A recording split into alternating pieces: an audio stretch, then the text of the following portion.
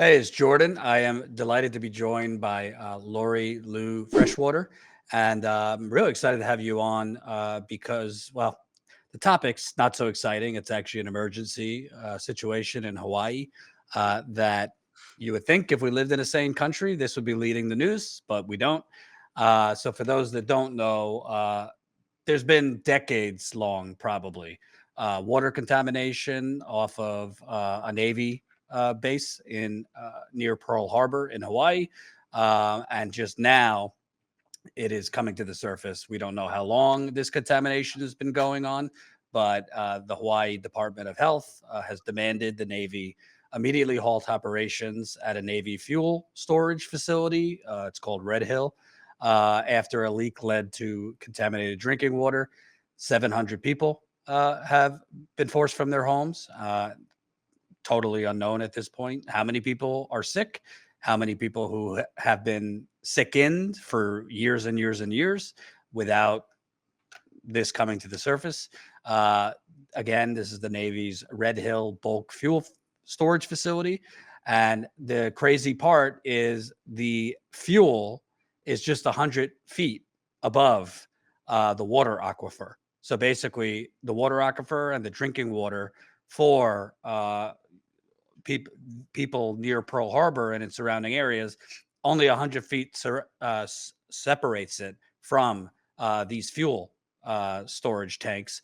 These fuel storage tanks are very, very old. We're talking since World War II, very, very rusty, leaks and things like that. The fuel storage facility can store up to 250 million gallons of fuel, according to the Navy. The Navy has known about the contamination there dating back to the 1980s, yet basically put their hands up and said, well, we monitor the groundwater and we're not finding any petroleum or fuel in the groundwater. So that's going on in Hawaii right now. I wanted to bring you on because you have a pretty tragic life story that kind of mirrors what's going on right now in Hawaii.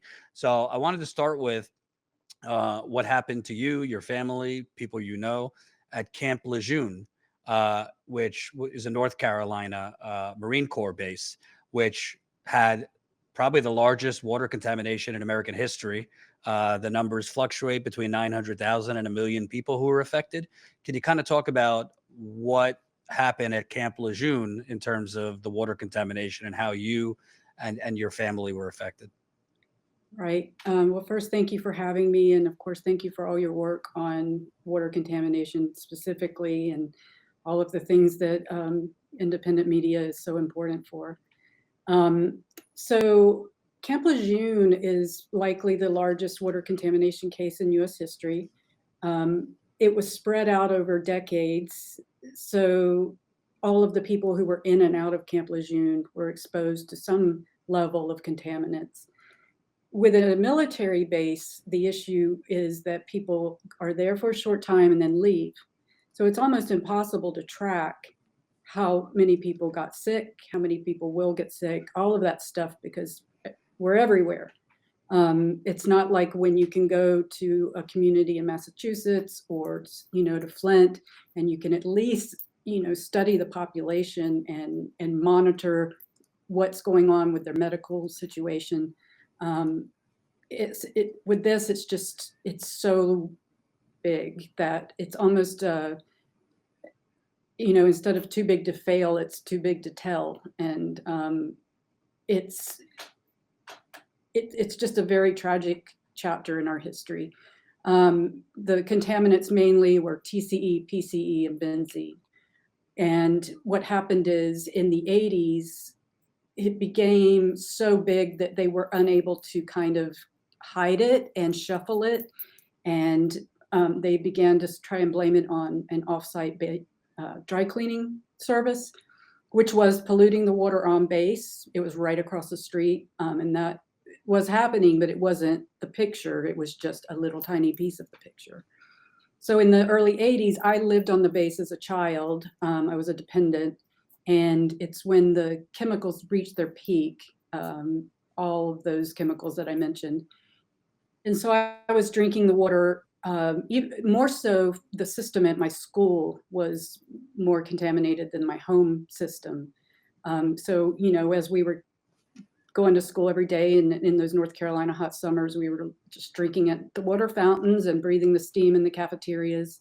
And my friends and I would go home with headaches. We still remember that. We were officers' kids.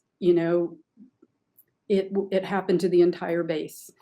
And so finally, it just it was too much for them to try and hide and kick the ball down the road and cover their ass. Sorry, CYA anymore. So it became public, and that's the story. It wasn't really known until a drill instructor's daughter died of childhood leukemia, and he saw a very small snippet on the news about the water contamination, and then went after the Marine Corps about getting all the information. And his name's Jerry Insminger, and without him, we wouldn't even know how large this is. So just to be clear, this was, I mean, I know there was a dry cleaning chemicals that contaminated the water, but there was also petroleum and chemicals from diesel fuels and jet fuels, correct? Yes, the only reason that some of this came to light was because and this is makes me think of Red Hill. The maintenance supervisor on base, his wife called in and reported that her tap water smelled like gasoline. And that became something that they, again, it just kept growing and growing. There are massive tanks also in the ground at Camp Lejeune, and they were leaking just thousands and thousands of gallons of gas, same as Hawaii, and it was going directly into the water. So, and that, again, we don't know how much went into the ground because the military is so secretive, and especially when it comes to fuel, they're able to really hide behind national security, which is the darkest irony, because they're not keeping anyone secure. They're actually poisoning the people that they are claiming to, be protecting. So, seems like national security from a foreign attack, but people's drinking water and whether they're poisoned or not doesn't seem to apply to security, even though it should. Imagine if a foreign power had polluted the water in Hawaii with petroleum, and families, babies, pets were getting sick and sent to the emergency room. Imagine what our response would be. I don't think it would be just to tell everyone that it's okay, we're taking care of it, we care. Right. Absolutely. And also, I mean, it's just terrible to even say this, but it seems that a lot of babies died. I mean, there's a gravesite near the Camp Lejeune base filled with babies. Yeah, and my mom had 2 babies that had neural tube defects that did not survive. So I had 2 siblings. And then she died of 2 types of acute leukemia in 2013. And that is the most direct correlation between a chemical and a disease that I think is on the books. Benzene causes leukemia.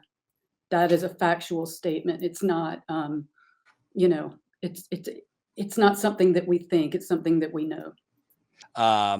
You yourself have had issues, autoimmune. It's kind of whack-a-mole. I mean, you can't definitively prove that it was from that, but a lot of the symptoms you have are common for the kind of contaminants that were in that water while you were visiting and living on Camp Lejeune space. Yes, and it's very difficult to find anyone who lived at Camp Lejeune for, a longer period of time, meaning more than, a few months, that isn't experiencing these kind of issues. As I said to someone else, it's kind of common sense. If you look at these chemicals and you think of the reaction your immune system would have to them, it's not going to be a good reaction. It's not something that we evolved. Our bodies haven't evolved for, being exposed to 80,000 chemicals that are in use. and certainly not drinking jet fuel. So, Right. it's almost how could it not affect your immune system is the sad Right. thing. But so my symptoms are very common. And we have, I'm on a community assistance panel, which works with the CDC to represent the Camp Lejeune community and veterans. And as you said earlier, we have managed to get healthcare and disability service connection for 15 of the illnesses that people that we've been able to link with science and that people are commonly getting. And family members, we're the first civilians to get healthcare through the VA because of this.